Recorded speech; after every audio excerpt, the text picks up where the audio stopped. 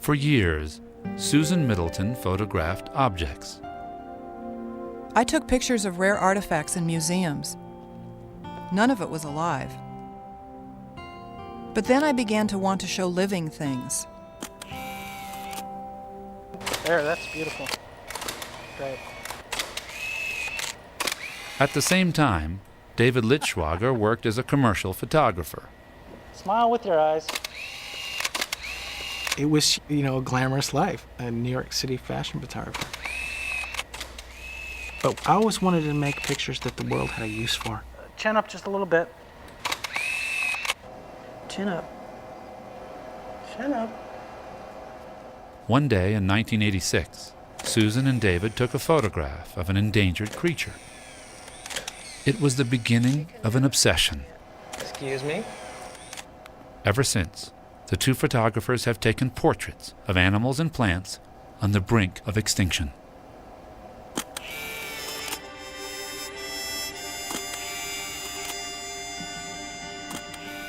These creatures are known as statistics by most people, but we're treating them as individuals, trying to capture their personalities. We want to see them face to face, eye to eye. Make them unavoidable.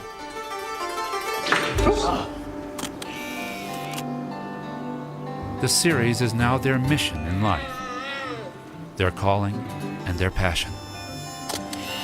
Oh, beautiful. We fall in love with these creatures.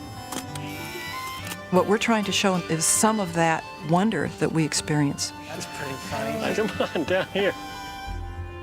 David and Susan's portraits have gazed at us from books, magazine covers, museum exhibits.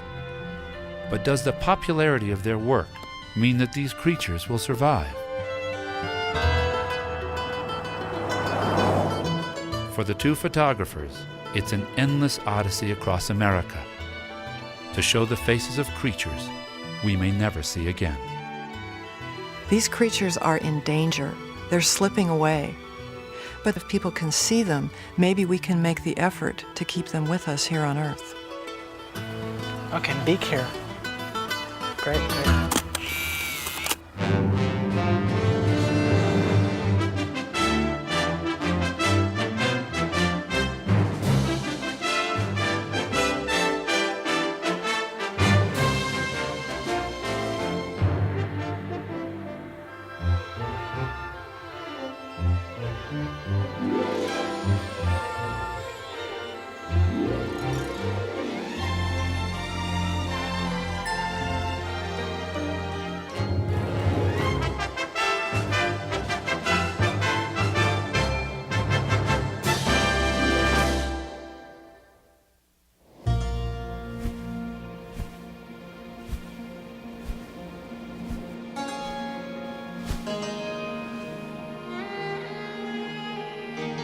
The first Europeans on this continent had a common enemy to conquer.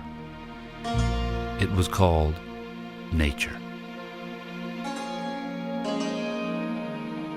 America seemed to be an endless expanse of hostile wilderness. Bison wandered along the Potomac. Grizzly bears strolled the beaches of California. Human beings did not even know it was possible for a species to go extinct. But we learned. Hundreds of creatures slipped into extinction. Even our national symbol was disappearing before our eyes. But then America did something no other country had ever done. In 1973, we passed a law to save our wild creatures. The Endangered Species Act protects the lives and habitats of plants and animals in immediate danger of extinction. Today, there are over 1,000 species on the list.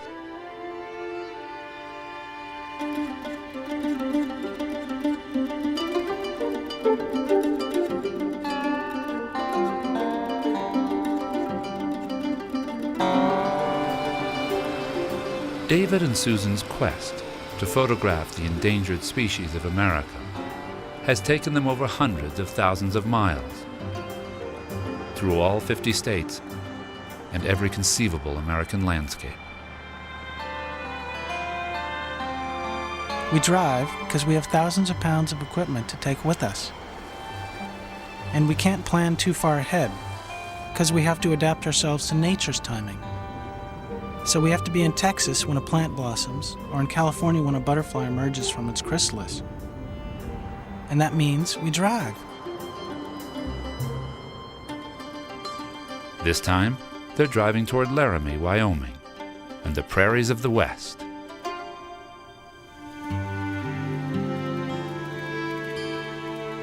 Once the Great Plains were a song about freedom. The buffalo roamed. Prairie dogs ranged everywhere. But they had a dangerous habit. They ate grass. And so did a new animal on the prairie. So cattle ranchers went to war.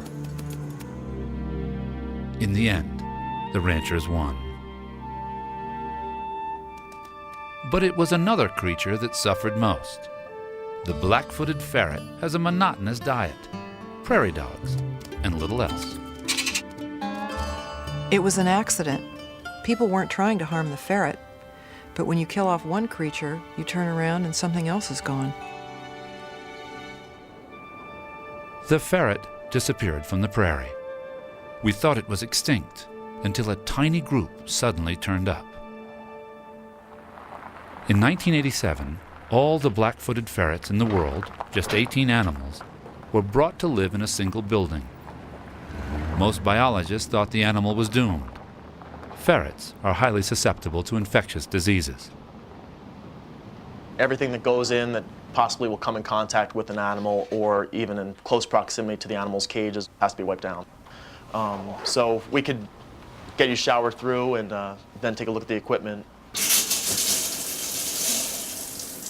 We've never been in a situation where an animal was so tightly quarantined. And of course, that's why we had to go through the showering process and putting on the scrubs. And then all of our equipment had to be sterilized before we went in. It feels like we're in some kind of intensive care unit devoted only to ferrets. We'll just need to rinse the bottoms of our shoes with a viricide. Okay, we can get you guys some surgical masks. Where anytime you're in contact or in a room that has a black-footed ferret in it, you can just close that first set of doors there. It's not unlike the way you feel when you go into a hospital and see a loved one all hooked up to life support system. This is a young of the year. Their very survival is so precarious, hanging on by a thread. She's pretty inquisitive. If it weren't for a very rigorous captive breeding program, there would no longer be any black-footed ferrets in the world. You know, it's a ferret factory. The point is production. Make more ferrets. This is the perfect time during the breeding season because we have almost every possible thing going on. We have animals that have just been paired. There's the male grabbing the female into the breeding box. Oh my God. If she's not interested, she'll fight back. They'll start hissing and chattering. What does that sound like? It sounds like a... Then we know, like, they're fighting and stuff, yeah. So it feels kind of voyeuristic. It's a little voyeuristic. In the past 10 years, over 1,000 ferrets have been born here. Ooh. You'd think that an animal that slept for 20 hours a day might be easy to photograph, but they never stop moving.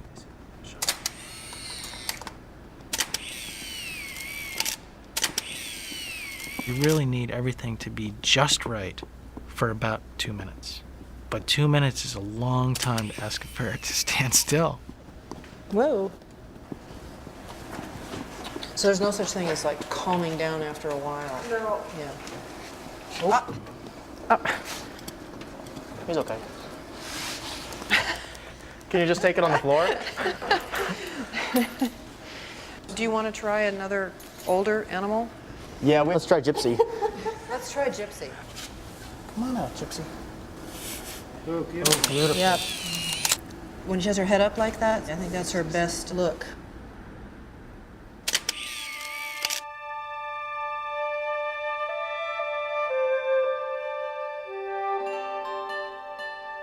in 1991, the first captive-bred ferret was released. The black-footed ferret was a wild animal again.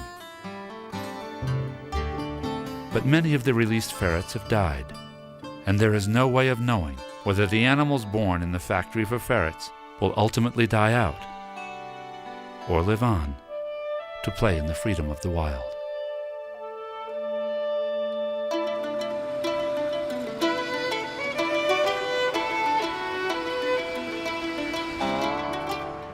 When you're driving across America, you understand why so many plants and animals are endangered.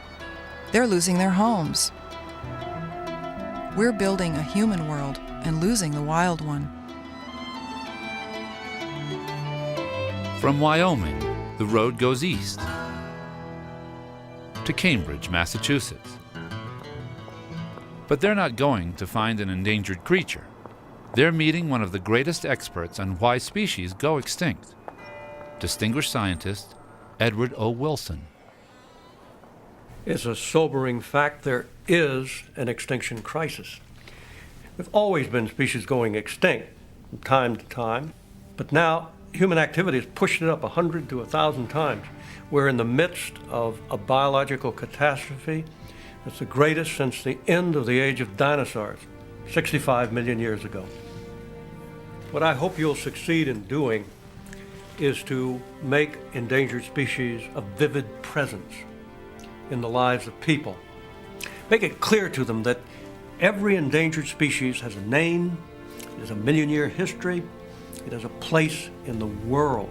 Bring us face to face with each one of those species. Make us know that they are our companions in the biosphere. They're not just something out there you look at once in a while, but they're part of our existence. They're part of us.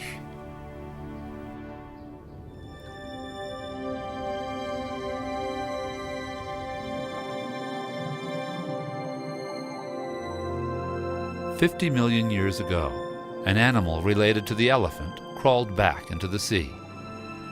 It was huge and gentle. It had no enemies, so it had no fear. Now, after eons of tranquility, the manatees of Florida should fear one creature. Every year, speedboats kill scores of manatees. Over 90% of all manatees bear scars from propellers. What we're looking at right here is actually a huge wound from a propeller that just gashed the whole side of Cinco here. Biologist Ed Gerstein is working to find out why the collisions happen. And after they've been hit once or twice or three times, why don't they learn to get out of the way? The subjects of Ed's research are two captive-born manatees, Stormy and Dundee. The common perception was that these animals are dumb and they're slow. But actually, we've proven that the animals are very intelligent. Hand signal given. Okay, this is run number 6, gallon in series 99. Ed's co-worker is his wife, Laura. Run number 6 is a tone at negative 35. Each animal has an individual personality, and with Stormy, he's so crafty. He just is interested in entertaining himself. And then when he decides to work, he'll work when he's ready. Stormy has been trained to leave the hoop after he sees the strobe light and go make a selection. If he doesn't hear a sound, he'll go over and push the solid white paddle. And if he hears it, he'll push the stripe paddle. Touch. That's correct. These animals have very good high-frequency hearing. The problem is, boats put out low frequencies. So we hope from our research to come up with a device to put on a boat to make boats audible to manatees so that they get out of the way.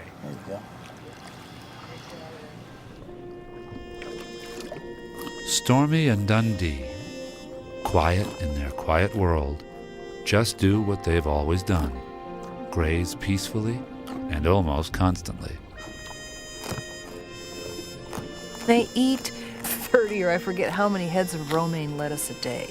And how can these animals get so big like that, eating a completely fat-free diet? Lettuce. I mean, I can't imagine it.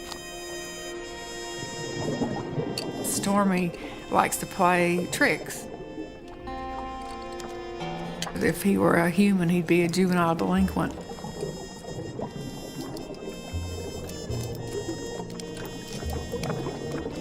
There's no feeling quite like being gummed by a manatee. Here we go. Great.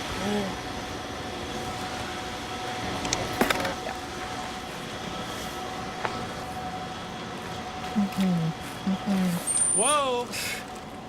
A little too close. They're very curious animals, and whenever anything enters the water, they come over to inspect. Stormy, come back. Oh, beautiful. There's so much feeling behind what they do. You can just see it and the playfulness that they have.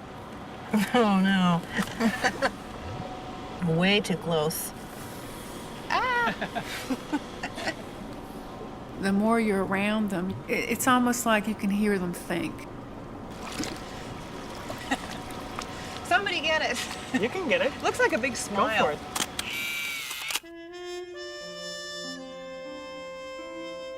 All told, 415 manatees died in 1996. Today, some 2,400 remain. When you look at the world, you know, the manatee's just a speck. It's just one other thing that's going, and so many things are going. And the beauty of a manatee, you know, it'll be a shame.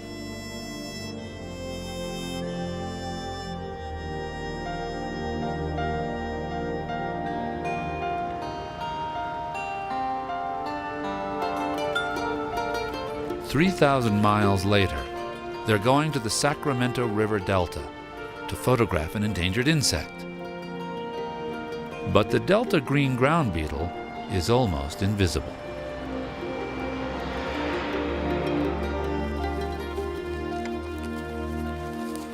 Four times before, we've gone out looking for this beetle, never finding this thing.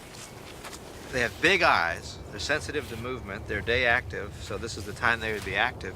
Well, this time we are meeting 5 of the leading experts, and it's like bringing in the big guns. The best way to spot them is to sit in one place and become very quiet, and then just gaze.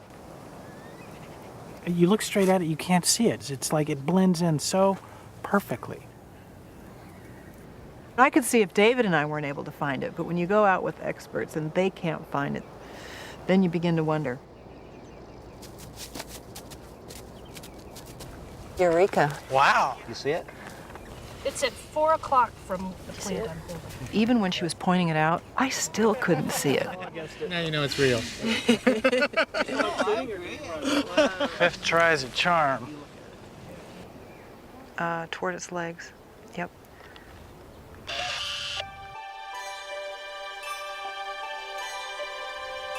Every color of the rainbow is in this beetle, but you have to have a microscope to see it. And you stop and ask yourself, why did nature do that? It's very easy to dismiss the bugs and the weeds of the world, but science is revealing every year just how important are these little things on which we and other larger organisms depend. They cleanse the water. They create the soil. They generate the very air we breathe.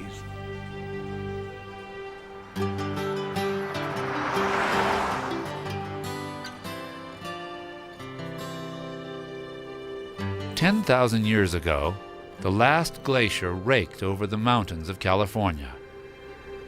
When it receded, it left one kind of gold in splendid isolation high in the Sierras. For over 30 years, this gold has been the object of one man's dreams. David and Susan are headed for the Little Kern River Valley, the only place on Earth where the gold can be found. Dan Christensen here. Pleased to meet you. Dan Christensen is the man who saved a species. It was 1949. I was still in high school. My brother and I would go up to the mountains and go fishing. It was an incredible experience. We just fell in love with the place and with those beautiful fish, the golden trout of the High Sierra.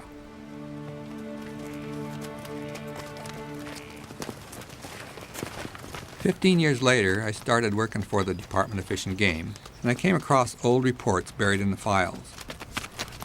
They said the golden trout of the Little Kern River might be extinct. So I had to go out and find them, if there were any left alive. Fishermen caused the problem. They introduced other species of trout to improve the fishing. Golden trout were soon overwhelmed by the aggressive newcomers. It was only a matter of 5 or 6 years before the golden trout were gone. They just wiped them out. So what did it actually feel like when you discovered a little Kern golden trout still alive? It felt like finding gold. Pretty Actually, exciting. yeah, it was very exciting. Dan spent many years removing all the non-native fish from the streams. Only then could he restore the golden trout to their ancient habitat. Well, we're almost to the creek, so you want to be looking for a spot that you can work. We'll go ahead and start collecting while you guys And then we'll set up our aquarium. Great. David has to build an aquarium. It has to be custom built. We have to worry about reflections. We have to worry about bubbles. We have to worry about keeping the fish happy. So it's really a kind of stage. To find trout, Dan goes electrofishing. Any fish in the area will be stunned by electricity. There we go. Oh, there he is. There he is. There he is. Here comes. Oh, got him. There you go. Okay. Ready for fish, huh? Yeah. I guess I can just put this down in there. Okay. Perfect. It looks really nice. Okay, stir them up, and then It I'll just get out of your bellows. way. For me, the thrill of seeing these golden trout has never faded. Come on now. Come on, guys.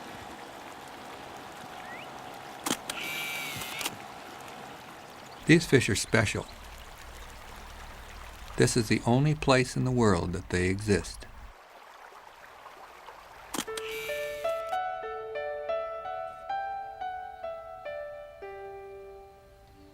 Dan's labors have brought success. The Little Kern golden trout is about to be taken off the endangered species list. I'm happy I could bring these fish back to their past in the Little Kern River. And they brought my past back to me. Okay, here we go. Brand new home, all to yourselves. The golden trout is going to be with us. There you go, fella.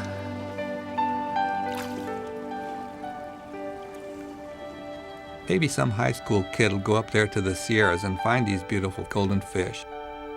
And he'll never forget it for the rest of his life.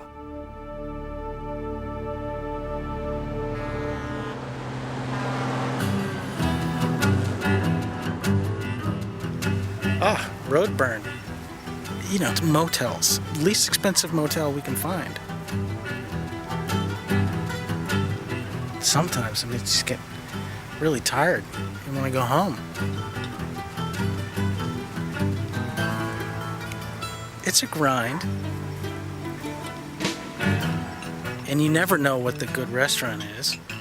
Special today is chili. But I've done a lot of other things to make a living, and this is worth continuing. I want to stop. Yeah, but we're not going to get there on time. I know, but why drive all night long? What is the situation from Flagstaff north to you? Dave, ask him about the weather, if it's safe to get there. He's not going to know that. Yes, he is. What? We're already. Let me We can ask him. find out from here. This is a big country. And, you know, some days you don't notice that it's beautiful. You just get to the next place. The next place is coastal North Carolina.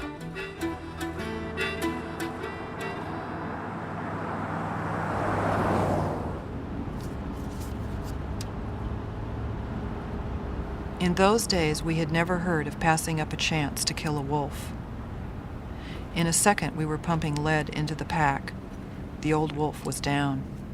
We reached the wolf in time to watch a fierce green fire dying in her eyes. Aldo Leopold. The fire nearly died. Only 17 true red wolves stood between the species and extinction. But then, it was the first animal we attempted to save with a recovery program. Jennifer Gilbreth has worked with red wolves at the Alligator River National Wildlife Refuge for 6 years. We don't really see the wolves all that terribly often, but we know where most of the wolves are because of their radio collars.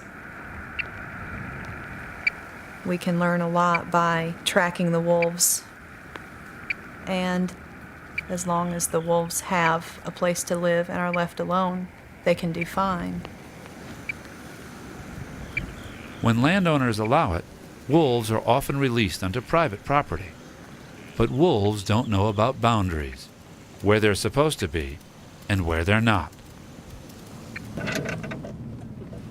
It's just as much, if not more, about people than it is about wolves. The wolf was actually stalking our rams that were out in this pasture because we keep the ewes tied up in the building. A neighbor took a shot at him, and he was moving on down the field right at that time. But he was thinking about lamb chops this morning. That's what he was thinking of. This would be a good little appetizer for him. It really would. And we've got 9 of these on the ground right now, and I don't want them being hurt. Most people feel very strongly about the creature. A lot of people don't pay any attention, really, to the facts. Well, I heard that you'd seen some wolves in the area. Yep, see them, hear tell of them, and so far they're not bothering me. But they get off of their land, and they come on my land, and they start damaging my property. Then I ain't got but one resort. Now, you know what that is. We spoke about that earlier. I don't like them. I ain't never liked them. I ain't gonna lie about it. The wolf embodies the concept of wild nature. All of us grew up with stories like Little Red Riding Hood and Three Little Pigs, and it goes back into literally ancient times when wolves represented Satan or the devil. So because of the myths, some people are afraid.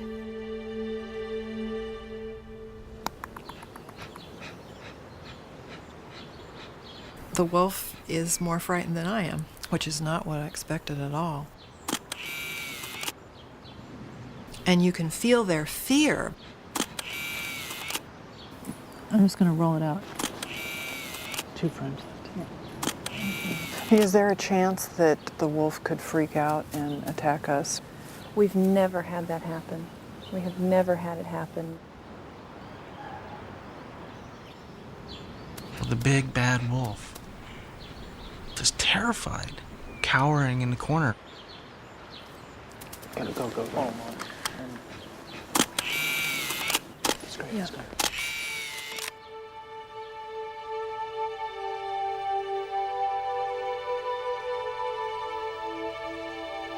For the wolves, the news has been good. They've survived. They've bred in the wild and reared young, 2 or 3 generations. Come around this way. It's very near the breeding season, so we hope that they'll stay together and form a pair bond and do the right thing. Ready?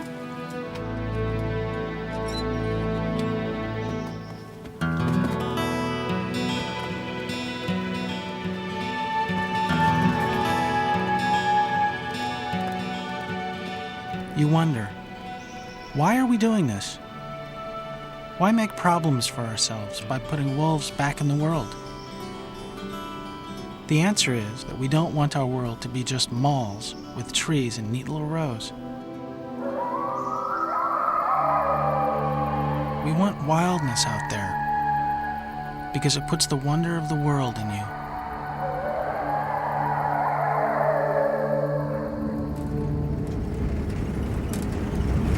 We're going to be late to meet these guys. You know, I think we must have passed it or something. It's not too far. fitting with what they were describing at all. Excuse me, can you tell me which way it is to the Natchez Trace? Go back to the end of this road to the four-way stop, turn left, and it'll be about 7 miles. There's a three-way stop on your right. You get to, they call it the yellow store, but it's not yellow anymore. It used to be real yellow years ago, but it's gray now, I think. And you make a left. No, you make a right. Through the stoplight. Uh-huh. And take your first left. But we want to be right And there. we turned off here and we missed it. Well, maybe you took the wrong left. If you took the first left the first time, try the second left this time. Just turn at the yellow store. If you don't see a store that's yellow, just turn left at the Fat Woman. You'll find it. It won't be any problem. Eventually, Susan and David reached Central Florida and 5,000 acres of deep sand and scrub called Archbold Biological Station. It doesn't look like much at first because the predominant plant is the kind of shrubby-looking oak. But it was a kind of magic garden that we had no idea we were entering.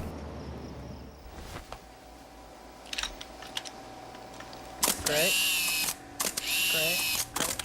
We've never been in a place that had so many endangered species. All these unique creatures tangled together in a web of life. Whoa. There you go.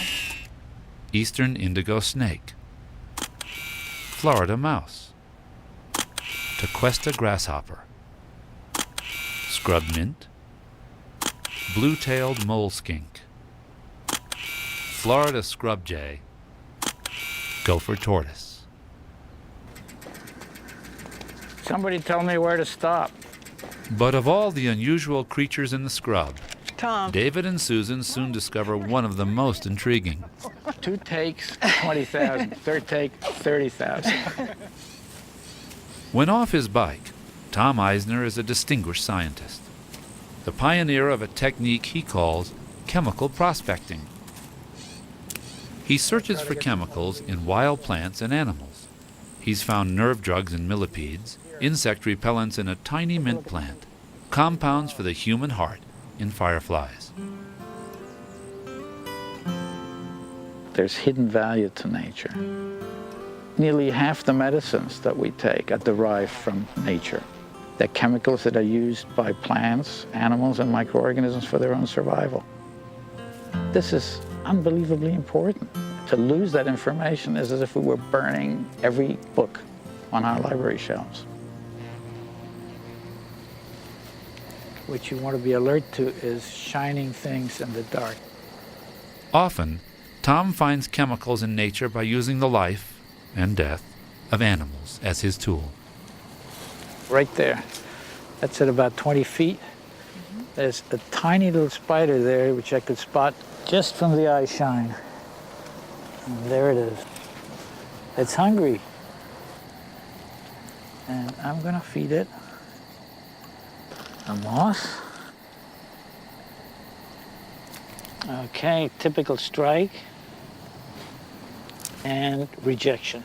You notice she backed away? I mean, you can literally enlist the help of these spiders in helping you do research. You can ask these spiders a simple question. What do you like? What don't you like? Now let's see if she's ready to take something edible. Ooh. Wow. Action. It eats some, it rejects others. And the question is, why does it reject some?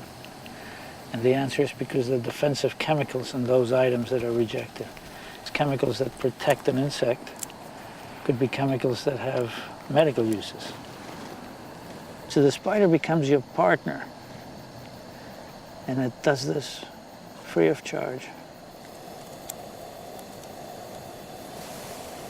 Tom, I'm just completely amazed at what we've seen here. I mean, David and I have just been traveling around photographing endangered species isolated from each other, and here is the first place where we've been in a habitat that's still intact. Well, in nature itself, everything is connected. Every species is in some way dependent on others. So you have this fabric of life And to me, an endangered species is like a critical stitch in that fabric. The longer you study any one area, the more you realize that if any one item becomes extinct, the whole fabric falls apart. Everything depends on everything else.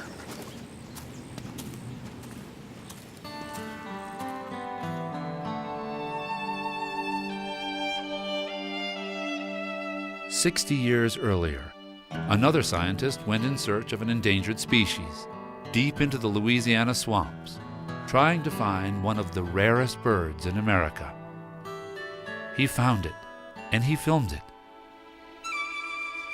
It was the first time anyone had ever filmed the ivory-billed woodpecker, and the last.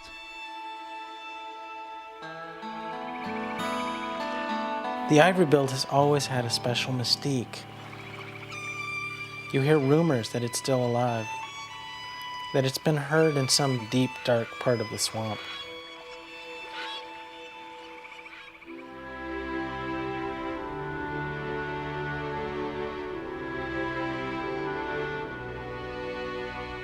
We're finally getting to photograph the ivory-billed woodpecker, but it's not the way we had hoped. The bird's habitat was decimated by development.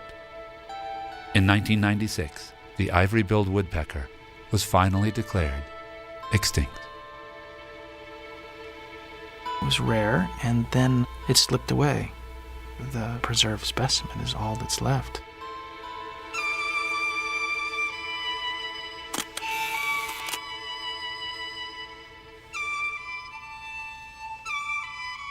Species do not die of old age. Species are killed off. And when a species dies, with it dies this genetic history that can never be recreated. Scientists haven't even begun to think of how they might be able to reassemble a species. And the loss is permanent.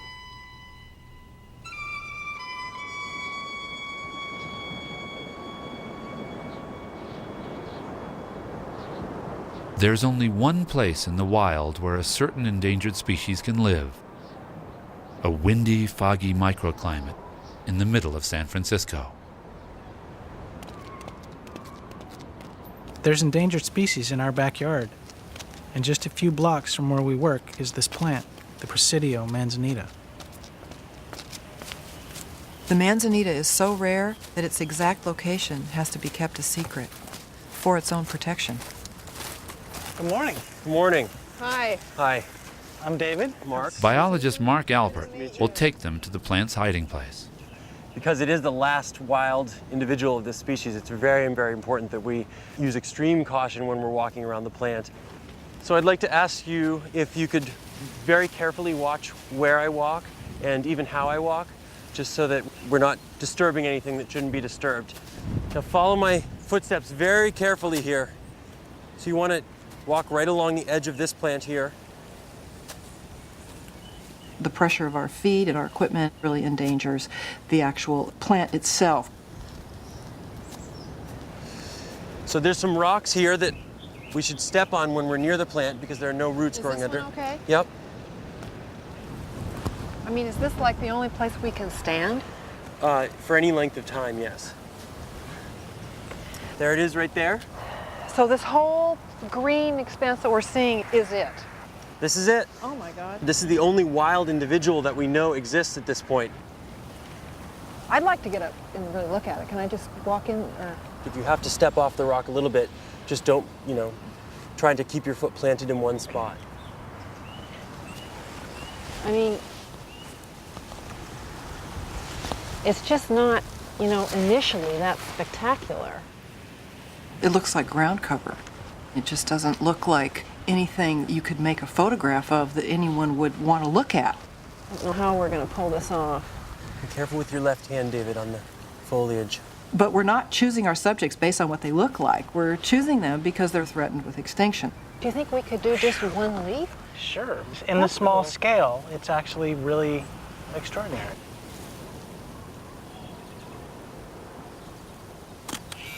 All living things are amazingly complex and beautiful if you can figure out a way to reveal it.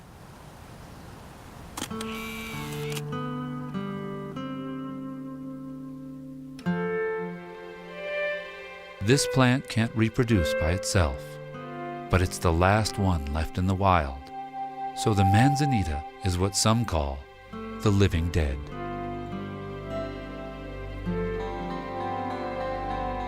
Plants get ignored. Almost 2/3 of the species on the endangered list are plants. They're not big and flashy like the giant panda or the rhino, but they're equally as important in how life works. Without plants, the animals wouldn't be here. We wouldn't be here.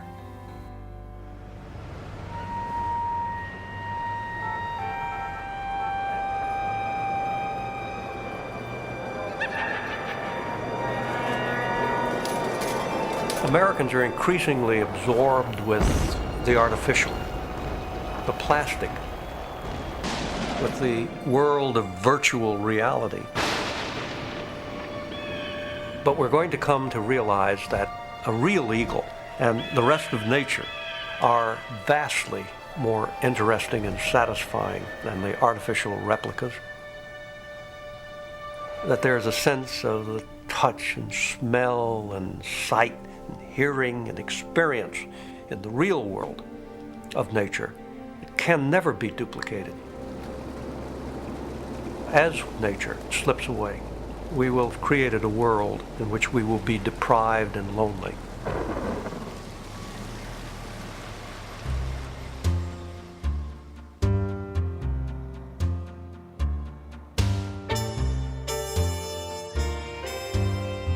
Arthur Bonner is from South Central Los Angeles. We don't have trees, we don't have flowers, we don't have insects, butterflies, spiders. The only thing we have growing is buildings. What did thrive in South Central was gangs. It was full of violence. We would beat people with bats, hit them in the head with bottles. When he was 18, Arthur shot a man in the face. He spent over 7 years in juvenile detention and jail. Good morning. Morning, sir. My name is Arthur, and you guys are out here to help us out to save an endangered species. It's called a Palos Verdes. When Arthur got out of jail, he joined the LA Conservation Corps. His life was soon turned around by a tiny six-legged companion called the Palos Verdes blue butterfly. It's only little small 300 acres left for these butterflies. Go ahead. So we all need to help maintain it. Nature deserves to be everywhere. It's a caterpillar. I won't bite you, it won't even harm you. You can hold it with your bare hand. It won't do anything to you. Does it turn into a butterfly? A moth. Oh, moth. Yeah. When they come out here and they see the stuff that they find, the insects, the butterflies, the lizards, you know, all of it. It's something that they put in their head and they take it back to the city and they tell their friends, well, ho, we was at a habitat today. Take him off gently.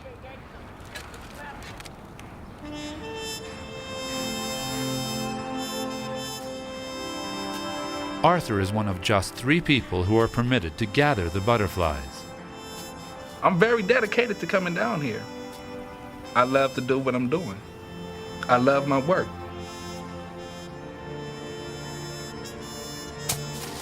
He uses all his powers of persuasion to help his captives reproduce.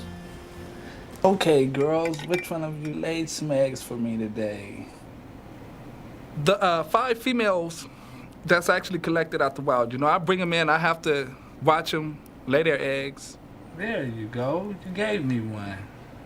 The butterfly only has a 5-day lifespan, and it's up to me to keep her baby alive. You're not hungry right now, huh? They don't have to go up and get their food. They have somebody to bring it to them. I bring it to them. You know, they get their food in bed. You know, everybody loves to get breakfast in bed.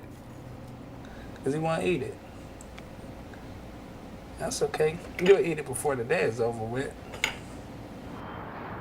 Like all creatures, the butterfly needs a place to live. If its habitat goes, it goes. the Palos Verdes blue butterfly has a precarious home, a postage stamp habitat surrounded by oil refineries. So that's the one that you think is probably And this is going to be the one first? that's going to actually hatch due to the fact that it has a better wing formation than any of the other pupae that you actually see on the format here. It's been an egg, it's been a caterpillar, and it's been a pupa for a whole year.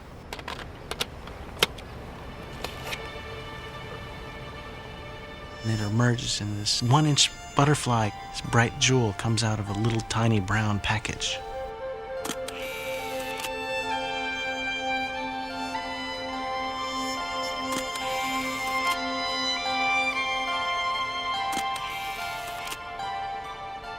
It comes out, it exists in the world as a butterfly for 5 days. It finds another of its kind. They mate, the female lays the eggs, and the whole process starts over again. Now, do you think she's going to open her wings soon? Yes, she will. She's going to open them up. Whoop, look at Yeah, that. see, the wings are dry now. The wings are actually dry now. Look at that. It's taking a little walk. If you've been in pupation for over a year, it's going to take a little time for you to actually get out and fly away. Oh, there we go. There we go. Now, see what it is. She knows everybody's watching. For 10 years, the Palos Verdes blue butterfly was thought to be extinct. It is still considered one of the rarest butterflies in the world. Come here. Come here. Those are my girls. I love them all. They actually kept me from being extinct as much as I'm saving them from being extinct. They're saving me, and I'm saving them.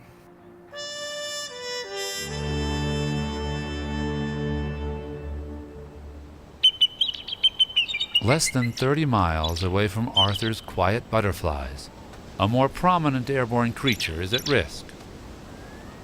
Catalina Island, just west of Los Angeles, is home to 12 bald eagles.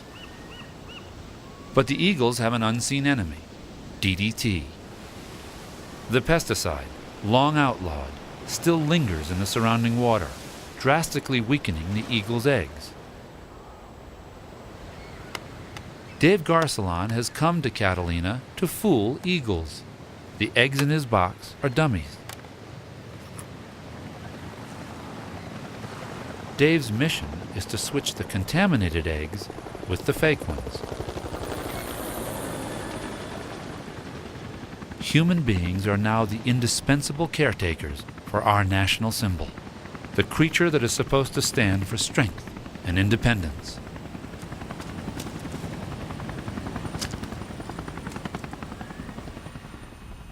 The egg's new home is the San Francisco Zoo, where John Aiken runs the Avian Conservation Center. These eggs that come from Catalina Island are in bad shape. We've got to help them every step of the way. We check them for cracks and repair those, and then put them in very humid incubators. Unfortunately, most of the eggs die. Look at you. You are actually going to make it out of them. Look at this. Come on. I've got to get you out of there.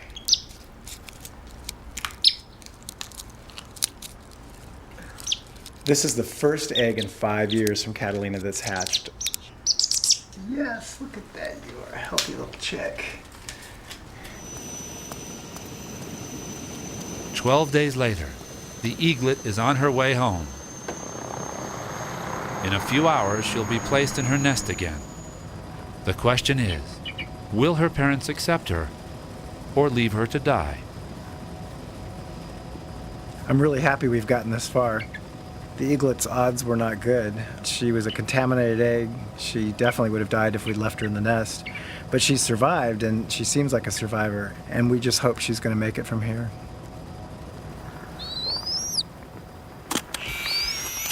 Looking great. Is that your mark? Oh, very nice. Beautiful. Well, Wonderful. that's Oh, that's ideal. We don't know if this is the beginning or the end for this little eaglet. We don't know if her parents will come and feed her and take care of her. Makeup. Thank you.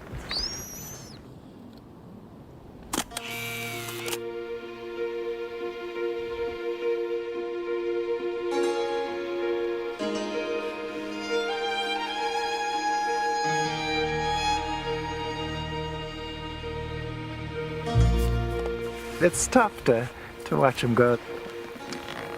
I don't know, it's like sending your kids away to college or something. People ask, why do you take your precious babies back to a contaminated environment? The answer to me is simple. The eagles belong here, and maybe in 20 years they'll be able to breed without us. But for now, they can't do it unless we help them.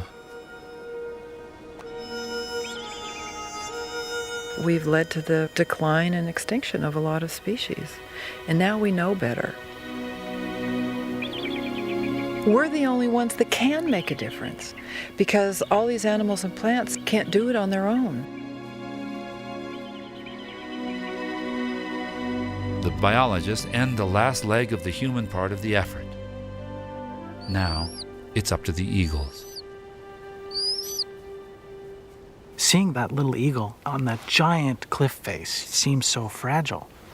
And our hope is that this eagle and all endangered species, that they survive and we carry them with us into the future.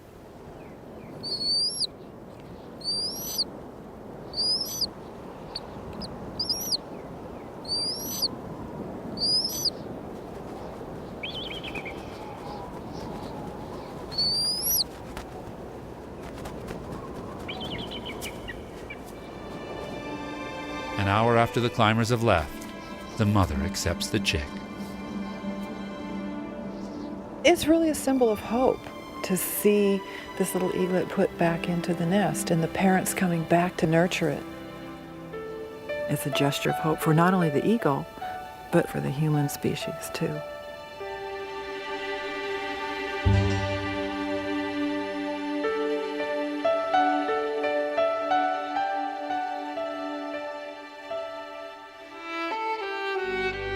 Human beings are the masters of this world now.